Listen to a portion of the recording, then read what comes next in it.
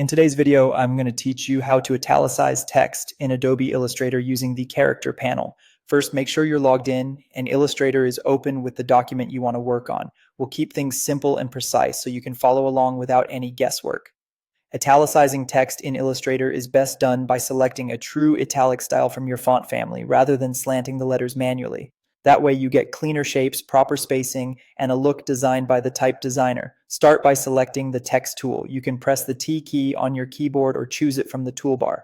Click directly on the text you want to change to make it active. If you're working with text you just created, a single click will place the cursor. If it's already on your artboard, click once to select it. Next, highlight the exact portion you want to italicize. You can drag across a word, a line, or the entire text object. Highlighting gives you control over which characters get the style change, so you don't have to commit to italicizing everything. Now, open the character panel. If you don't see it, you can find it by going to the top menu and choosing Window, then Type, then Character.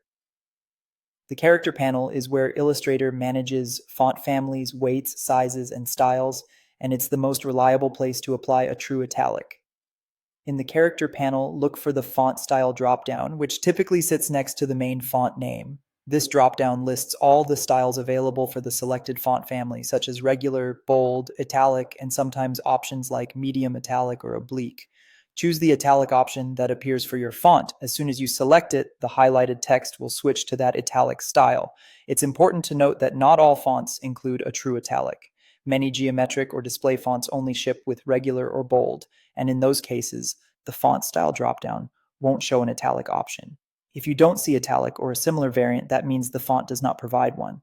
For a professional result, consider switching to a related font family that includes italics, or choose a typeface known to offer a full set of styles. Once applied, review your text for spacing and readability, especially at smaller sizes. True italics are designed to flow with the rest of the family, so the result should look clean and intentional. And that's all there is to it. Select your text, open the character panel, and choose the italic style your font provides.